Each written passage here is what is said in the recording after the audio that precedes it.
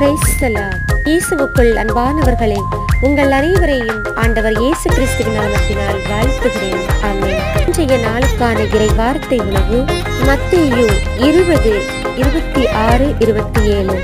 உங்களுள் பெரியவராக இருக்க விரும்புகிறவர் உங்கள் தொண்டராய் இருக்கட்டும். உங்களுள் முதன்மையானவராக இருக்க விரும்புகிறவர் உங்களுக்கு பணியாளராக இருக்கட்டும். ஆமென்.